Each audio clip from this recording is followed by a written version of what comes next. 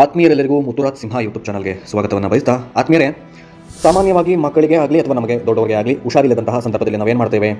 ನಮಗೆ ಹತ್ತಿರವಾಗುವಂತಹ ತಾಲೂಕು ಆರೋಗ್ಯ ಕೇಂದ್ರಗಳಿಗೆ ನಾವು ಹೋಗಿ ಅಲ್ಲಿ ವೈದ್ಯರನ್ನು ಸಂಪರ್ಕಿಸಿ ಚಿಕಿತ್ಸೆಯನ್ನು ಪಡೆಯುವಂತಹ ಕೆಲಸವನ್ನು ನಾವು ಮಾಡ್ತೇವೆ. ಇಂತಹುದೇ ಒಂದು ಘಟನೆ ಮಧ್ಯಪ್ರದೇಶ ಮತ್ತು ರಾಜಸ್ಥಾನದಲ್ಲಿ ನಡೆದಿದೆ. ಸರಿಸುಮಾರು 5 ವರ್ಷದೊಳಗಿನ ಮಕ್ಕಳು ಕೆಮ್ಮು ಮತ್ತು ಜ್ವರದ ಸಂಬಂಧಿತ, ಶೀತದ ಸಂಬಂಧಿತ ಅಲ್ಲಿನ ಹತ್ತಿರದ ಹಾಸ್ಪಿಟಲ್ಗೆ ಸಂಪರ್ಕವನ್ನು ಮಾಡಿದ್ದಾರೆ. ಅಲ್ಲಿಯ ವೈದ್ಯರು ಕೊಟ್ಟಂತಹ ಕೆಲವೊಂದು ಶಿರಪ್ಗಳನ್ನು ಅವರು ತೆಗೆದುಕೊಂಡಿದ್ದಾರೆ. ಆದರೆ ಈ ಶಿರಪ್ ಆ ಮಕ್ಕಳ ಪ್ರಾಣವನ್ನೇ ತೆಗೆದುಕೊಳ್ಳುವ ಮಟ್ಟಕ್ಕೆ ಇಳಿದಿದೆ ಅಂತ ಹೇಳಿದ್ರೆ ನೀವು ನಂಬಲೇಬೇಕು ಆತ್ಮೀಯರೇ. ಹೌದು, ರಾಜಸ್ಥಾನ ಮತ್ತು ಮಧ್ಯಪ್ರದೇಶದಲ್ಲಿ ಇತ್ತೀಚೆಗೆ ಒಂದು ಘಟನೆ ತುಂಬಾ ಪ್ರಖ್ಯಾತಿಯನ್ನು ಪಡ್ಕೋತಾ ಇದೆ. ಕೇಂದ್ರ ಸರ್ಕಾರದ ಗಮನವನ್ನ ತನ್ನತ್ತ ಸೆಳೆಕೋತಾ ಇದೆ. ಏನಪ್ಪ ಇದು ಘಟನೆ ಅಂತ ಹೇಳಿದ್ರೆ, ಮಧ್ಯಪ್ರದೇಶದಲ್ಲಿ 9 ಮಕ್ಕಳು ಮತ್ತು ರಾಜಸ್ಥಾನದ ಭರತ್ ಮತ್ತು ಸಿಕ್ಕರ್ ಎಂಬಲ್ಲಿ ತಲಾ 2 ಮಕ್ಕಳು ಸಾವಿಗೀಡಾಗಿವೆ. ಸಾವಿಗೆ ಕಾರಣ ಏನು ಅಂತ ನೋಡೋದಾದ್ರೆ, ಕೋಲ್ಡ್ರಿಫ್ ಮತ್ತು ನೆಕ್ಸ್ಟ್ರೋಡಿಯಸ್ ಎಂಬ 2 ಹೆಸರಿನ ಸಿರಪ್ಗಳೇ ಮಕ್ಕಳ ಸಾವಿಗೆ ಕಾರಣವಾಗಿದೆ ಎಂದು ಹೇಳಲಾಗ್ತಾ ಇದೆ.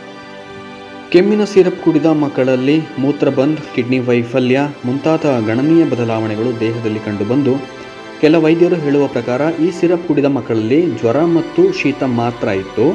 ಕೆಮ್ಮಿನ ಸಿರಪ್ ನೀಡಿದ ನಂತರ ಸ್ಥಿತಿ ಹದಗೆಟ್ಟಿತು. ಮೂತ್ರ ವಿಸರ್ಜನೆ ನಿಂತು ದೇಹದಲ್ಲಿ ಊತ, ಕಿಡ್ನಿ ಫೇಲ್ಯೂರ್ನಿಂದ ಮಕ್ಕಳು ಸ್ಥಿತಿ ಗಂಭೀರವಾಯಿತು. ಪದೇ ಪದೇ ವಾಂತಿ ಉಂಟಾಗಿ ಅಂತಿಮವಾಗಿ ಸಾವು ಸಂಭವಿಸಿತು ಎಂದು ವೈದ್ಯರು ತಿಳಿಸಿದ್ದಾರೆ.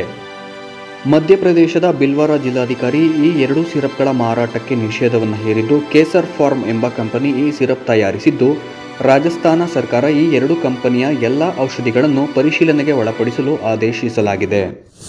2 ವರ್ಷದೊಳಗಿನ ಮಕ್ಕಳಿಗೆ ಕೆಮ್ಮಿನ ಸಿರಪ್ ಕೊಡುವಂತಿಲ್ಲ.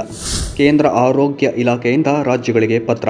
ಹೌದು, 2 ರಾಜ್ಯಗಳಲ್ಲಿ 11 ಮಕ್ಕಳು ಸಾವು ಪ್ರಕರಣ ಕೇಂದ್ರ ಆರೋಗ್ಯ ಇಲಾಖೆ ಗಮನ ಹರಿಸಿದೆ.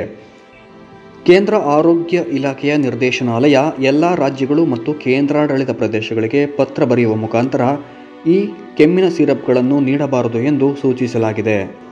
ಕೇಂದ್ರ ಆರೋಗ್ಯ ಇಲಾಖೆ ನೀಡಿರುವಂತೆ 5 ವರ್ಷದ ಒಳಗಿನ ಮಕ್ಕಳಿಗೆ ಶೀತ ಮತ್ತು ಕೆಮ್ಮಿಗೆ ಸಿರಪ್ ನೀಡುವಂತಹ ಅಗತ್ಯ ಇಲ್ಲ. ತೀರಾ ಅಗತ್ಯ ಎನಿಸಿದರೆ ಮಾತ್ರ ಸೂಕ್ತ ಪ್ರಮಾಣದಲ್ಲಿ ಕಡಿಮೆ ಅವಧಿಗೆ ಒದಗಿಸಬೇಕು. ಮಕ್ಕಳ ಕೆಮ್ಮಿಗೆ ಸಿರಪ್ ಅನ್ನು ವಿವೇಚನೆಯಿಂದ ಬಳಸಿ ವೈದ್ಯರು ಶಿಫಾರಸು ಮಾಡಬೇಕು ಎಂದು ಸೂಚಿಸಲಾಗಿದೆ.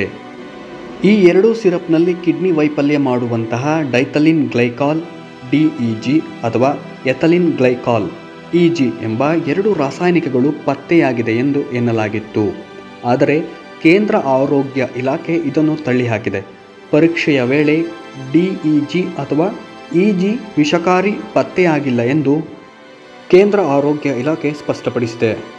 ಯಾವ ಸರ್ಕಾರವಾಗಲಿ ಅಥವಾ ಯಾವ ರಾಜಕೀಯ ವ್ಯಕ್ತಿಗಳಾಗಲಿ ಆರೋಪಗಳನ್ನು ಮಾಡಿದರೂ ಅಥವಾ ಯಾವ ಪರಿಹಾರಗಳನ್ನು ನೀಡಿದರೂ ಕೂಡ ಹೋದಂತಹ ಮಕ್ಕಳ ಪ್ರಾಣವನ್ನು ನಾವ್ಯಾರೂ ಕೂಡ ವಾಪಸ್ ತಂದುಕೊಡಲಿಕ್ಕೆ ಸಾಧ್ಯ ಇಲ್ಲ. ಇನ್ನು ಮುಂದೆಯಾದರೂ ಇಂತಹ ಕಲಬೆರಕೆ ಕಂಪನಿಗಳ ವಿರುದ್ಧ ಸರ್ಕಾರಗಳು ಕಠಿಣ ಕ್ರಮಗಳನ್ನು ತೆಗೆದುಕೊಳ್ಳಬೇಕು ಎಂದು ಎಲ್ಲರ ಆಗ್ರಹವಾಗಿರುತ್ತದೆ. ಇದಾಗಿತ್ತು ಇವತ್ತಿನ ವಿಡಿಯೋದ ಒಂದು ಸಣ್ಣ ಮಾಹಿತಿ. ಮತ್ತೊಮ್ಮೆ ಸಿಗೋಣ. ಜೈ ಹಿಂದ್, ಜೈ ಕರ್ನಾಟಕ ಮಾತೆ. ನಿಮ್ಮ ಆರೋಗ್ಯ ನಿಮ್ಮ ಕೈಯಲ್ಲಿ.